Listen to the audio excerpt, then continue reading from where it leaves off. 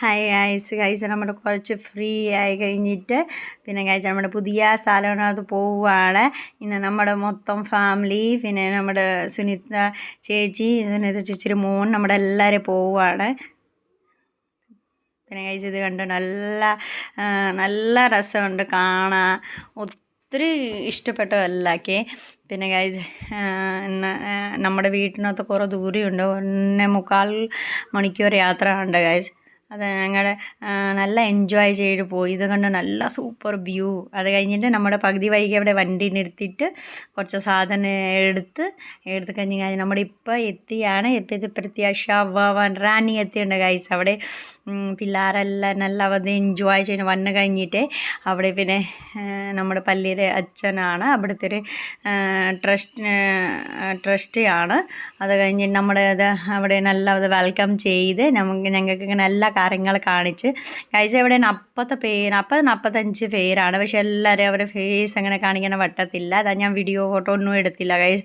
പിന്നെ അവരുടെ അച്ഛനെ നമുക്ക് നല്ല അങ്ങനെ അവരുടെ കാര്യങ്ങളെല്ലാവരും നമുക്ക് നല്ലൊക്കെ മനസ്സിലാക്കി തന്നെ. ഞങ്ങൾ ആദ്യം അവിടെ പോയതല്ലായിരുന്നു, ഇതുവരെ ഞങ്ങളങ്ങനെ പോയില്ലായിരുന്നു അവിടെ.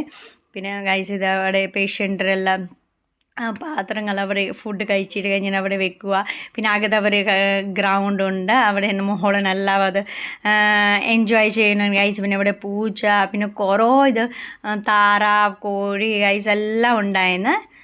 പിന്നെ ഗൈസ് ഇത് കണ്ട ബ്ലാക്ക് കോഴി, കറുത്ത കോഴി, പിന്നെ എല്ലാവരും ഇവിടെ നല്ല ഇതുണ്ട്, ഒത്തിരി ഉണ്ടായിരുന്നു ഗൈസ്. പിന്നെ എല്ലാവരും ഫോട്ടോ വീഡിയോ എടുക്കണം പറ്റില്ല. പിന്നെ ഇത് കണ്ട ഗൈസ്, അവിടെ പള്ളിയുടെ അച്ഛൻ കാണിച്ചു നമുക്ക്. അവിടെ കുറേ ഏക്കർ സ്ഥലം അവിടെ തന്നെയാണ്, ഭയങ്കര കൃഷിയുണ്ട്. പിന്നെ 2 പോളി ഹൗസ് ഉണ്ട് ഗൈസ്. നമ്മൾ പിന്നെ അച്ഛൻ കൊണ്ടുപോയി നമുക്ക് കാണിച്ച് അങ്ങനെ കൃഷി ചെയ്യുന്നുണ്ട്, അങ്ങനെയാണ് ചെയ്യുക. കൃഷിയെല്ലാം നമുക്ക് നല്ലത് കാണിച്ച്. ഇത് കണ്ട ഗൈസ്, അവിടെ ഒരു നീളമൊക്കെ നല്ല പയറുണ്ട്.